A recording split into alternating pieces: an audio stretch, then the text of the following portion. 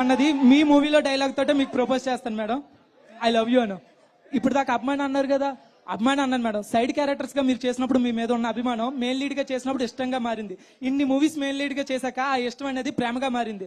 అయినా నేను లవ్ చేయడం తప్పేమో కానీ మిమ్మల్ని లవ్ చేయడం మాత్రం తప్పు కాదను. ఎందుకంటే ఈ మూవీ మీద 800 కోట్ల మంది జనం ఉన్నారు, అందులో 5,000 మంది పరిచయం ఉంటారు, అందులో 4,000 మందితో మీరు కలిసి చదివి ఉంటారు, అందులో ఒక 100 మంది క్లోజ్ అయ్యి ఉంటారు, అందులో 20 మందికి మీరు తప్పగా నచ్చేస్తారు మేడం. అందులో ఒక 10 మంది ధైర్యం చేసి మీకు ప్రపోజ్ చేయడానికి వస్తే సారీ నా మనసులో ఇంకొకరు ఉన్నారు and is the love of my life అని చెప్పాల్సి వస్తే ఆ ఒక్కరిని నేను అవ్వాలనుకున్నాను మేడం. యాక్చువల్గా మీకు చెప్దాం అనుకున్న విషయం 2 నిమిషాలు ముందే చెప్తాను. ఇప్పుడు ఇది అంతా ఎందుకు చెప్తున్నానంటే ఆపేస్తే మీరు నో చెప్తారేమని. ఇప్పుడు ఇది అంతా ఆపేసి ఇంకోసారి ఐ లవ్ చెప్తాను మేడం, ఐ లవ్ యూ అను. యాక్చువల్గా ఇక్కడికి వచ్చేటప్పుడు ఒక గిఫ్ట్ వద్దాం అనుకున్నాను మేడం, వీలైతే ఇద్దామని.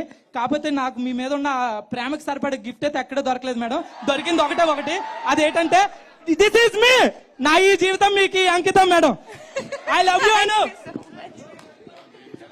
Thank you sir. కాదు, ఆవిడ కన్ఫ్యూజ్ అయి నువ్వు తెలుగు మాట్లాడావా మలయాళం మాట్లాడావా అని ఆలోచిస్తున్నారు అప్పటి నుంచి. But thank you. No more photos అండి. ఇంకా next 1 last question from fans. దీంతో